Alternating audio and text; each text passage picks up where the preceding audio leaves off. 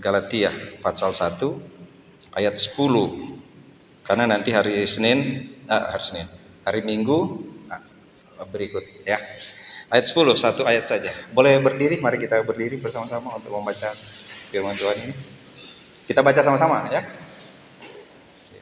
Sekarang memang agak sedikit ragu saya kalau baca sama-sama karena ada bahasa Indonesia 2, terjemahan baru 2 dan 1, tapi saya pikir sama. Oke. Galatia pasal 1 ayat 10. 1, 2, 3.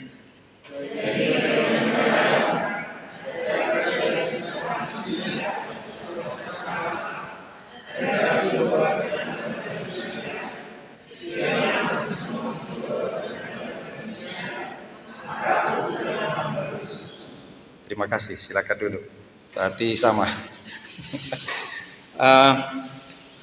Seperti yang juga saya sudah selalu katakan di sini, kalau pada waktu KKB saya ingin menyampaikan beberapa hal yang berhubungan dengan doktrin dulu, baru kita bahas yang praktis ya. Nah, yang kita akan bicarakan di sini adalah soal hukum Taurat. Apa yang disampaikan oleh Paulus di sini, yang seperti yang saya sudah sampaikan pada hari Minggu, Injil lain yang disampaikan oleh Paulus di sini yang dikatakan terkutuk sebenarnya adalah orang-orang yang datang menambahkan hukum Taurat kepada Injil anugerah Allah. Nah, hukum Taurat ini pun ada, akhirnya saya mesti bilang saya menelitinya. Ada 3 versi itu hukum Taurat. Ya. Jadi ini yang disampaikan ini adalah versi yang kedua yang mau ditambahkan. Versi pertama gini tuh hukum Taurat itu. Versi pertama adalah hukum Taurat yang diberikan kepada Musa oleh Tuhan. Itu yang pertama. Yang ada di dalam kitab mulai dari Keluaran sampai Imamat, Bilangan, Ulangan. Itu versi pertama. Versi pertama adalah hukum Taurat yang Tuhan berikan kepada Musa dan itu yang harus dilakukan oleh seluruh orang Israel. Versi yang kedua adalah hukum Taurat versi ahli Taurat. Hukum Taurat versi ahli Taurat adalah hukum Taurat yang mereka tambahkan dengan adat istiadat. Bisa ini ya. Yang tidak tercatat di hukum Taurat Musa. Bisa ini ya. Jadi gini, ahli Taurat itu mereka menambahkan hukum Taurat itu dengan pemahaman mereka sendiri. Sehingga Tuhan Yesus bilang kepada mereka adalah, kalau kita lihat di Matius pasal 5, coba kita lihat sedikit di Matius pasal 5, ini yang Tuhan katakan. Mulai dari ayat 17 gitu kan, jangan Matius pasal 5 ya, ayat 17, jangan kamu menyangka aku datang untuk meniadakan hukum Taurat atau kitab para nabi. Aku datang bukan untuk meniadakannya, melainkan untuk menggenapinya. Nah, Taurat yang mana? Yang tadi masih ingat saya bilang Taurat pure Musa, ya. Lalu Taurat yang diajarkan oleh ahli Taurat, lalu Taurat yang Tuhan Yesus bilang ini, aku akan genapi. Jadi Taurat yang Tuhan Yesus genapi, yaitu dengan juga kitab nabi-nabi. Nah, di sini kalau kita lihat seperti ini ayat 21. Coba perhatikan ayat 21, kata yang digunakan. Kamu telah apa di situ? Mendengar, bukan membaca kan ya? Ya kan? Jadi mendengar itu bisa artinya begini. Mendengar karena dibacakan oleh para ahli Taurat, atau jadi gini, dia bilang gini. Kamu telah mendengar yang difirmankan kepada nenek moyang kita, jangan membunuh. Siapa yang membunuh harus dihukum. Masih benar kan itu kan? Karena begitu kan kata di dalam hukum Taurat kan, yang membunuh harus dihukum. Lalu yang dibawa lagi ayat yang kamu telah mendengar jangan berfirman, ya kan? Lalu aku katakan, bukan jangan firman, kamu telah mendengar firman jangan berzina. Lalu dia bilang aku mengatakan memandang wanita, ini digenapi pas ya. Yaitu karena di Alkitab bilang jangan berzina. Lalu ayat yang berikut ayat 31. Telah difirmankan juga siapa yang menceraikan istrinya harus memberi surat cerai kepadanya. Nanti kalau kita perhatikan Dibilang gini, kalau ada orang berzina, itu ayat yang ke-32, tetapi aku berkata kepadamu, setiap orang yang menceraikan istrinya kecuali karena zina, ia menjadikan istrinya berzina, dan siapa yang kawin dengan perempuan yang diceraikan, ia berbuat zina. Kalau saudara baca di Matius pasal 19 tentang persinahan, mereka bilang Musa yang kasih. Padahal Tuhan Yesus bilang bukan, kamu yang bikin aturan itu. Itu yang ada di Matius 19 tentang perceraian. Ya, lalu yang terus ke bawah selalu bilang kamu telah mendengar gigi ganti gigi. Terus seperti itu. Kamu telah mendengar firman, kasihlah sama manusia dan bencilah musuhmu. Nanti cari di dalam Taurat sebenarnya cuma bilang kasih saja. Oke. Jadi Tuhan Yesus ketika datang, dia tidak hanya menggenapkan Taurat Musa, tetapi mengoreksi Taurat yang diajarkan oleh ahli Taurat yang salah. Bisa lihat ada Taurat Musa, lalu ada Taurat yang diajarkan Pak ahli Taurat, yang mereka bilang bunuh dia karena dia mengaku sebagai anak Allah. Tapi kamu nggak boleh membunuh dia. Kamu boleh. Maksudnya orang Romawi boleh bunuh Tuhan Yesus. Itu bukan aturan Taurat. Itu aturan ahli-ahli Taurat. Jadi ada Taurat, tapi ada Taurat Musa, lalu ada Taurat ahli-ahli Taurat yang sebenarnya bukan Taurat. Mereka tambahkan di Matius pasal 15 dibilang apa? Adat istiadat. Kalau kamu makan, kamu harus cuci tangan dulu. Oh, kalau mau kasih persembahan, ya kan, nggak usah kasih ke orang-orang miskin, bikin aja apa tuh katanya kuburan bagus-bagus, gitu kan? Itu bukan Taurat Musa, bukan Taurat yang diberikan kepada Musa, tapi Taurat yang diajarkan oleh para ahli Taurat. Jadi Tuhan mengoreksi itu. Nah, Petrus dan teman-teman tidak mengajarkan Taurat Musa, karena kenapa tidak? Karena Taurat Musa, Taurat yang di tangan Musa itu digenapi oleh Tuhan Yesus. Yang Tuhan Yesus koreksi itu Tauratnya. Jadi digenapi Taurat Musa dan mengoreksi Taurat yang diajarkan oleh para ahli Taurat. Yang sampai di Galatia adalah Taurat yang diajarkan oleh ahli-ahli Taurat. Jadi mereka sebenarnya tidak bersama-sama dengan Tuhan Yesus, tapi mereka datang di Galatia lalu mengajarkan, tambah dengan adat istiadat, mereka tambahkan. Nah, itu terkutuk. Karena kalau kita baca mulai dari kisah pasal 2 yang saya sudah sampaikan waktu lalu, itu tidak ada satu orang pun, ya kan, Petrus yang menyuruh mereka untuk melakukan Taurat. Apa yang Petrus sampaikan? Yesus sudah mati dan bangkit. Tapi coba perhatikan di Kisah Rasul pasal 15. Di Kisah Rasul pasal 15, sebelum di Kisah Rasul pasal 15 bahkan ada yang protes ke mereka. Karena apa namanya? Karena Petrus karena Paulus. Begini, Paulus kan bertobat di pasal 13, pasal 9, pasal 13 dia mulai memberitakan Injil, kan? Petrus datang ke rumah Cornelius lalu mengajarkan yang sebenarnya Petrus bilang saya tidak boleh masuk ke rumah orang bukan Yahudi. Itu bukan Taurat. Itu tradisi orang Israel. Tuhan bilang, saya bilang pergi. Lah di pasal 15 mereka diprotes. Jadi diprotes. Itu ayat yang ke-15 itu ayat 1, pasal 15 ya. Kisah Rasul pasal 15 ayat 1. Beberapa orang dari Yudea ke Antioquia dan mengajarkan kepada saudara-saudara di sana, jikalau kamu tidak disunat menurut adat istiadat yang diwariskan Musa, kamu tidak dapat diselamatkan. Itu versi para ahli Taurat. Ada orang yang tidak percaya Tuhan Yesus, tapi mereka bersama-sama dengan orang-orang, bersama-sama dengan Tuhan Yesus. Mungkin mereka itu yang makan 5.000 orang itu makan, 4.000 lagi, dan orang-orang lain. Mereka melihat Yesus, lalu ketika ada orang percaya di Galatia, Antioquia, dan lain-lain, mereka datang mengajarkan, mesti tambah sunat kamu. Kalau baca di Kisah Rasul, lain-lain bilang, kamu mesti tambah baptis. Mesti ditambah baptis. Kamu baptis apa? Itu pasal 19. Kamu pernah dengar Roh Kudus? Itu pasal 19, Kisah Rasul pasal 19. Ketika Apolos masih di Korintus, Paulus sudah menjelajahi daerah-daerah pedalaman dan tiba di Efesus. Di situ didapatinya beberapa orang murid. Katanya kepada mereka, sudahkah kamu menerima Roh Kudus ketika kamu menjadi percaya? Akan tetapi mereka menjawab dia, belum, bahkan kami belum pernah mendengar bahwa ada Roh Kudus. Lalu Paulus tanya, kalau begitu dengan baptisan manakah kamu telah dibaptis? Mereka jawab, dengan baptisan Yohanes. Kacau kan? Padahal Tuhan suruh adalah baptis dalam nama Bapa, Anak, dan Roh Kudus. Yang sampai di sana baptisan apa? Tradisi. Jadi itu yang di kisah di Galatia dikatakan sebagai terkutuk. Kenapa? Mengajarkan bukan ada apa yang Tuhan ajarkan. Bisa sampai di situ? Ya. Jadi hukum Taurat sendiri ada versi yang salah. Nah, sekarang dua versi itu pasti salah. Yaitu yang mengajarkan Taurat Musa dan yang mengajarkan Taurat Yahudi kan? Sekarang Taurat mana yang dilaksanakan? Nggak ada. Tidak ada. Yang sekarang ini Taurat mana yang dilaksanakan pada sekarang ini? Nggak ada. Kenapa nggak ada?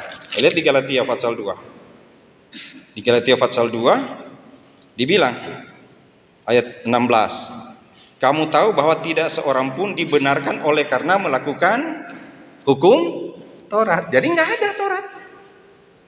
Taurat Musa selesai di Tuhan Yesus, apalagi Taurat ahli Taurat itu, dan yang di dalam Tuhan Yesus tidak ada lagi. Bahkan dia bilang ayat 21 dari Galatia pasal 2, aku tidak menolak kasih karunia Allah, sebab sekiranya ada kebenaran oleh hukum Taurat, maka sia-sialah kematian Kristus. Masih menjelaskan Taurat nggak kira-kira Paulus?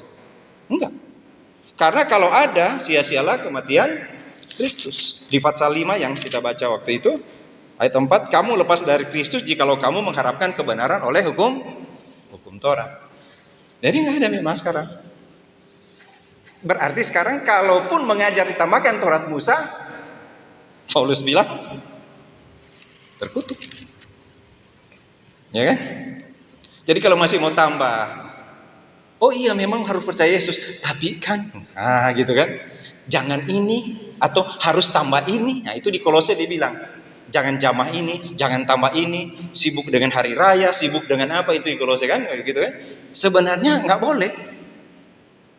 boleh kita cuman dengan Yesus saja. Nah ketika dikatakan di pasal 2 tadi, tidak ada seorang pun yang dibenarkan karena melakukan hukum Taurat, seorang pun tidak ada. Makanya saya bilang yang bisa melakukan hukum Taurat cuman Tuhan Yesus. Nggak ada. Jadi kalau ya bukan urusan kita ya sebenarnya. Kalau di gereja mesti baca hukum Taurat, oh kita mesti begini. Ya baca aja. Tetapi nggak bisa ditambahkan pada Injil. Paulus dan Petrus ada sedikit konflik di pasal 2 di kisah Galatia pasal 2. Tapi bukan soal ajaran, soal kemunafikan Petrus. Petrus sudah tahu tidak ada beda antara orang Yahudi dan bukan Yahudi. Lalu dia makan dengan orang bukan Yahudi. Datang orang Yahudi, dia minggir. Itu kayak kita itu. Kalau kita ada aturan di sini, pendeta bilang nggak boleh begini, lalu tiba-tiba pendeta datang, itu bersih itu rumah. Langsung kue masukin. Padahal pendeta mau makan kue sebenarnya sih. Jadi kayak gitu. Kayak Petrus itu sebenarnya sih. Istilah orang sana muna.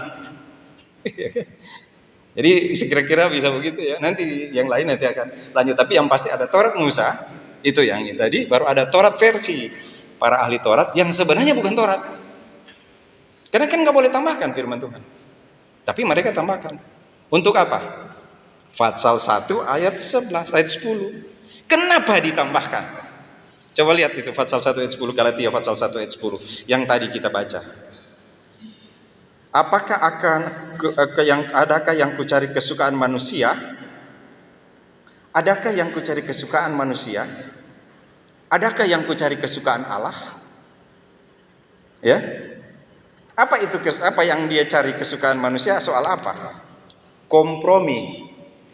Jadi gini, biar aja Galatia itu diajar, daripada nanti kalau saya tegur nanti mereka marah saya. Kan gitu ya. Suka takut begitu kan hamba Tuhan ya.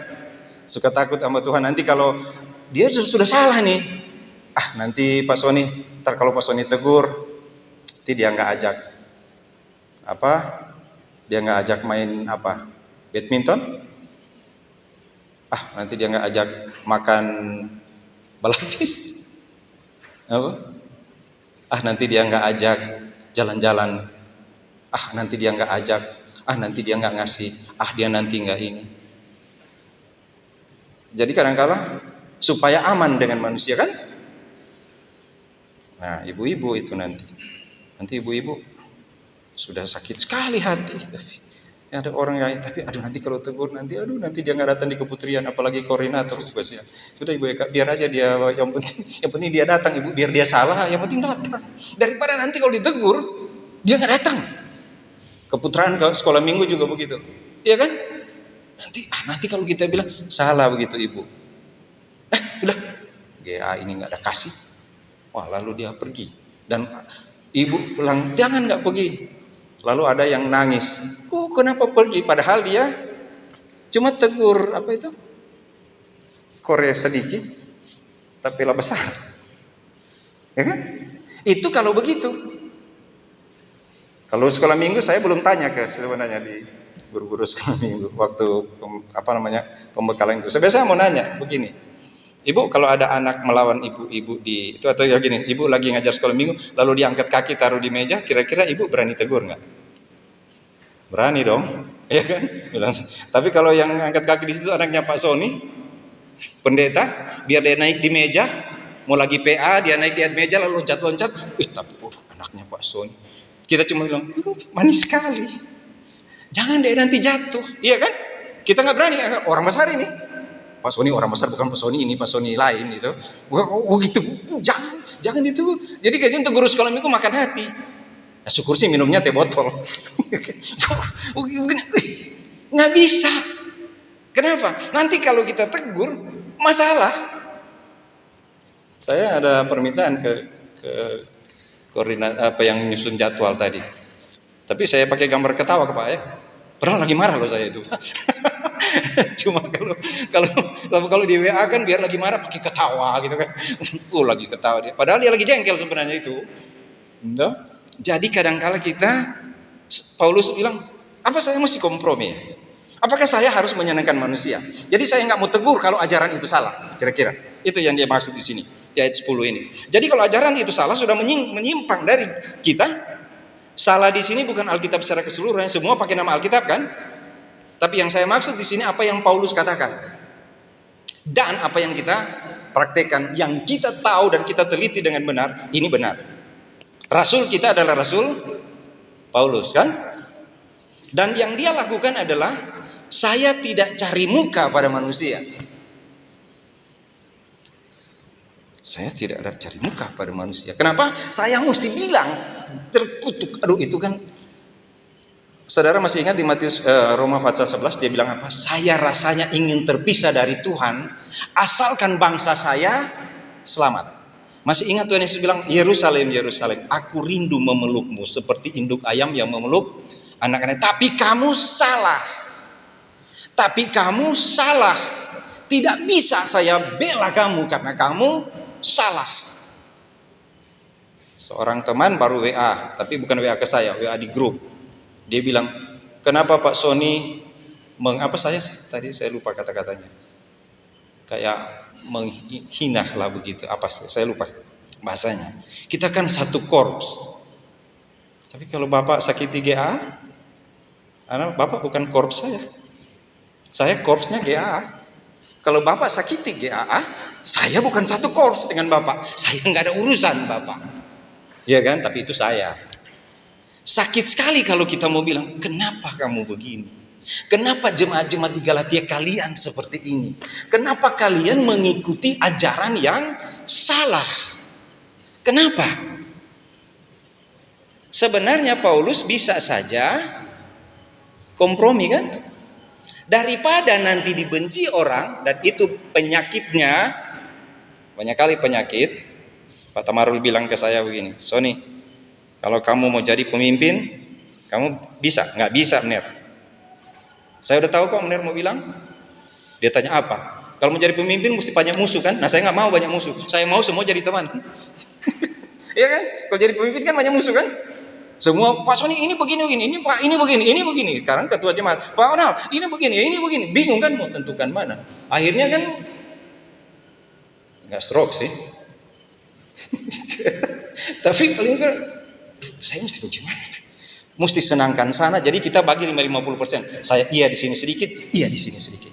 Jadi kalau di sana bilang begini, iya. Ini gini, iya. Kan gitu. Susah sekali kan? Karena kan paling banyak kita mau menyenangkan manusia kan? Coba nanti ada orang besar pengajarannya salah, lalu GAA memberi mimbar padanya. Toh? Pam, pam, pam, pam, pam. Tapi karena orang besar, PGGA takut mau tegur, kompromi. Ya? Itu praktisnya di sini.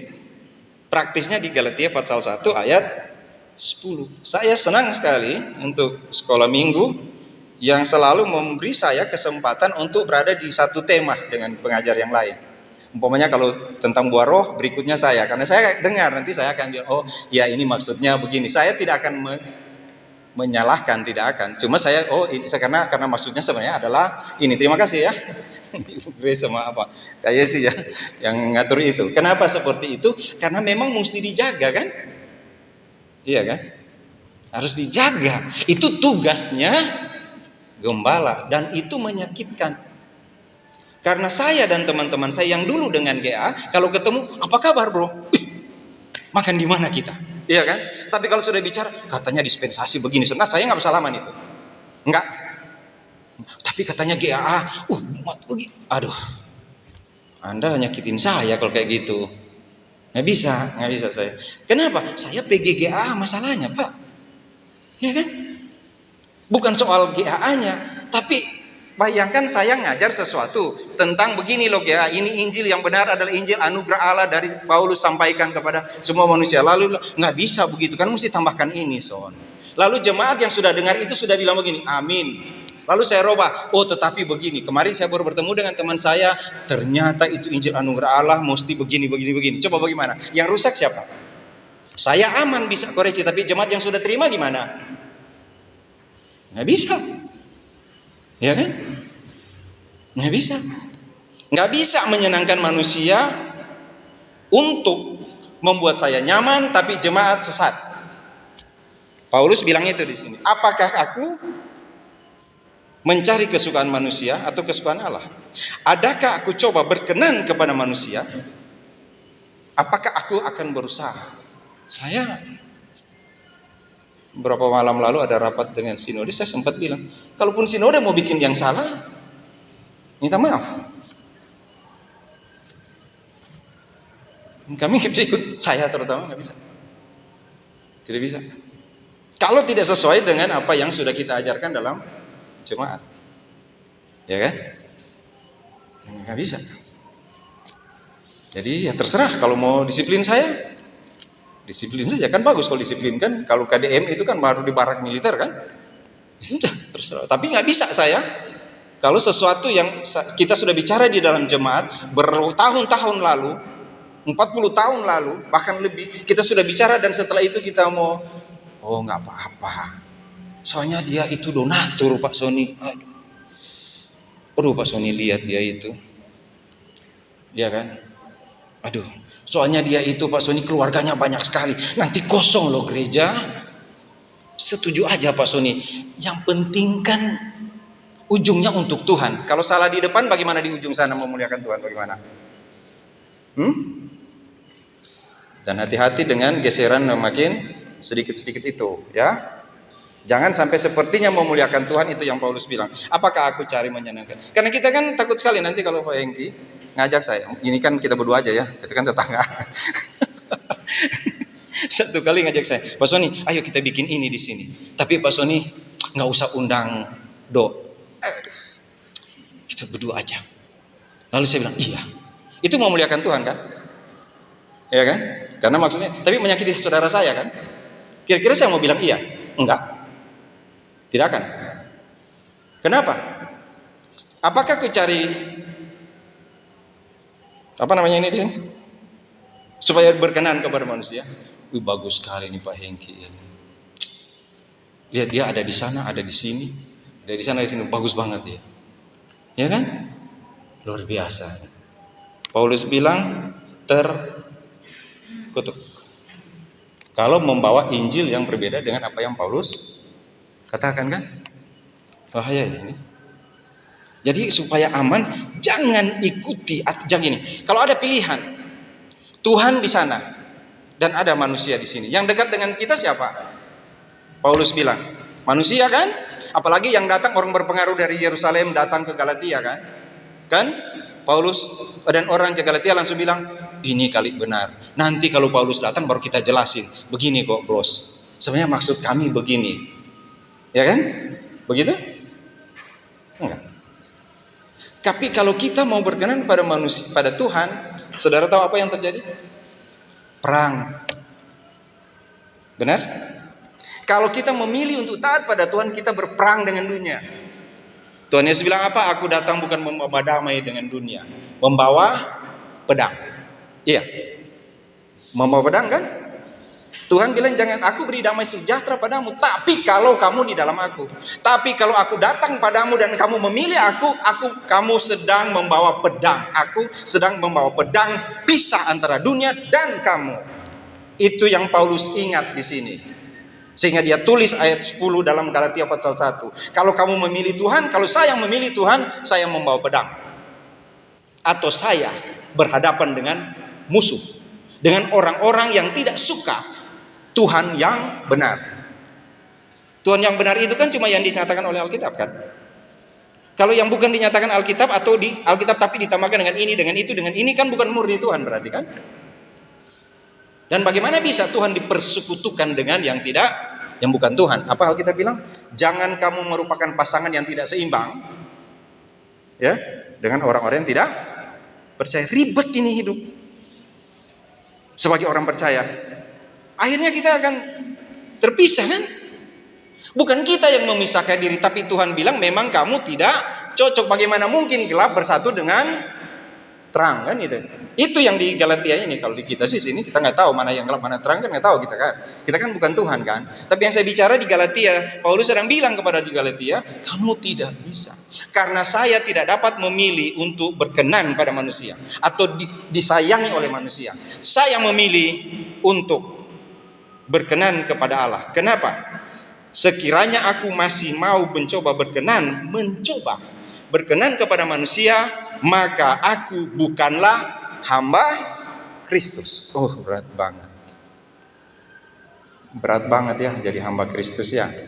Pendeta, penatua, evangelis, bukan. Setiap orang percaya adalah hamba Kristus. Kalau kita memilih, gitu, dia katakan kepada jemaat di Galatia, kalau engkau memilih untuk taat pada Tuhan, kamu sulit, kamu susah. Karena di dunia kamu dibenci, kamu tinggal pilih. Itu yang Petrus bilang, kan, kepada orang-orang, pada ahli Taurat, silakan putuskan sendiri. Kami harus taat padamu atau taat pada Allah. Bukti, tunjukkan aja kepada kami harus memilih mana, taat padamu atau taat pada Tuhan. Dan itu sangat sulit kalau taat pada Tuhan. Boleh nggak kita bertarung habis-habisan, ya, kira-kira, ya, untuk taat pada Tuhan? Bagaimana, ya? Bagaimana kita mau taat pada Tuhan? Cuma satu sih yang selalu diingat, saya adalah hamba Kristus. Saya hamba Kristus. Jadi kalau Kristus bilang belok kiri, saya belok kiri. Lalu kalau ada yang ngaku Kristus di atas sana, kan nanti akan banyak antikristus, kan, yang mengaku sebagai Kristus, kan. Tolong ingat ini, ya, jangan sampai salah, jangan sampai lupa. Alkitab bilang di masa akhir akan ada banyak Mesias palsu. Apa yang dimaksud dengan itu? Pengajaran yang mengatasnamakan Mesias, kan? Kalau Kristus bilang belok kanan, lalu ada yang seperti suara Kristus tapi bukan Kristus bilang kiri, lalu ada banyak orang belok kiri, kita akan berdiri lalu bingung. Tapi kan mereka banyak, pasti benar ini banyak, ya kan? Kalau ke sana cuma dikit, salah kali itu. Buktinya yang sana banyak, berarti itu yang benar. Masa kalau salah banyak orang, kan gitu kita. Padahal Tuhan bilang apa? Banyak terpanggil, sedikit terpilih. Itu bukan Injil anugerah, itu masih Injil kerajaan itu, ya kan? Apa Tuhan bilang? Menuju kepada surga itu sempit jalannya, ya. Ke kebinasaan lebar dan luas, begitu. Gitu. Lebar dan luas. Kita memilih mana, ya? Sebagai hamba Kristus Yesus kita mau gimana? Mau gimana? Paulus bilang, aku hanya mau menyenangkan Tuhan saja. Makanya di pasal 2 ayat 20 kan dia bilang ya, adapun hidupku ini bukannya aku lagi, melainkan Kristus yang hidup dalam aku. Saya nggak bisa tolak apa-apa karena Kristus hidup dalam aku. Itu yang saya bilang waktu lalu. Boleh nggak satu waktu kita berdiri dan selalu bilang, ada Tuhan bersama dengan saya. Ada Tuhan di saya.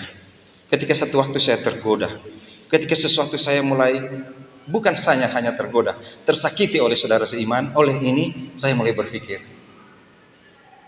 jangan-jangan dia, jangan-jangan mungkin ini kah, mungkin ini. Satu aja kita ingat, ada Kristus di dalam aku. Satu aja kita ingat, saya ini hamba Kristus. Saya yakin kalau seperti itu kita akan punya mental seperti Paulus, yaitu berani untuk mengatakan ini Injil yang benar. Tuhan Yesus bilang apa di 4 Injil?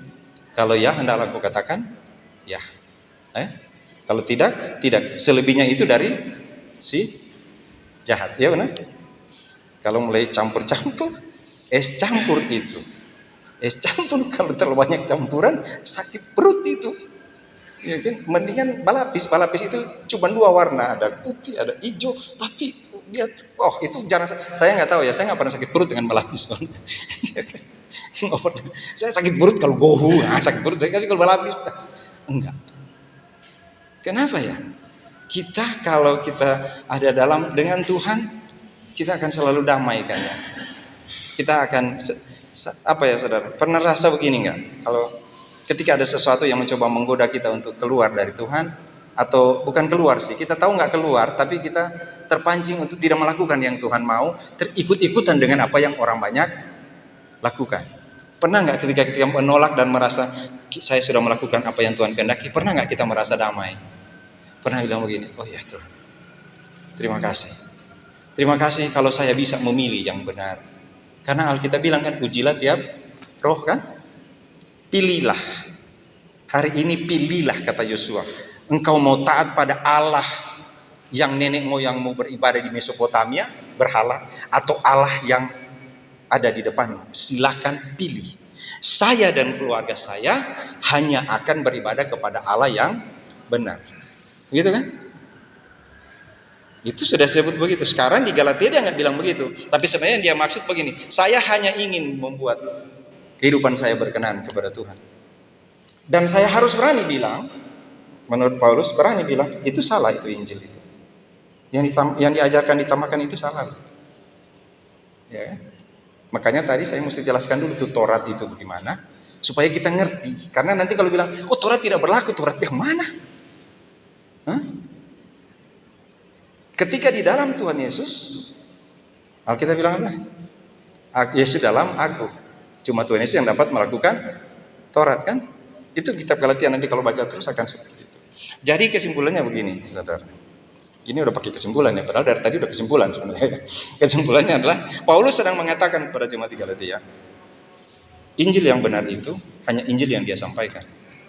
Tapi karena saya meninggalkan kalian, maka ada datang ajaran-ajaran yang tidak sesuai dengan yang Tuhan ajarkan. Kalian mengikuti itu. Sekarang saya bilang itu salah, itu terkutuk. Apakah dengan mengatakan itu saya harus menjadi musuhmu?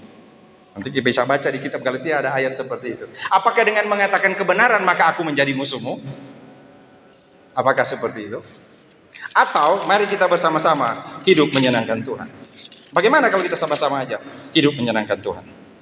Karena kamu lepas dari Kristus kalau kamu melakukan hukum Taurat. Sekarang mari kita lakukan sama-sama, menjaga bahwa apa yang Tuhan katakan itu adalah kebenaran dan tidak ada yang lain. Saya kira kalau kita ingat itu, kita sudah cukup ya hidup ya sebenarnya. Karena di sini dibilang gini, di ayat yang Galatia pasal 6 ini, Galatia pasal 6 itu, ayat yang ke-8 dia bilang, kalau kamu menabur dalam daging akan menuai kebinasaan. Barang siapa menabur dalam roh, ia akan menuai hidup kekal dari roh itu. Itu yang harus kita lakukan. Kita bisa, karena kita sudah melakukan sebagai anak-anak Tuhan. Mari kita berdoa.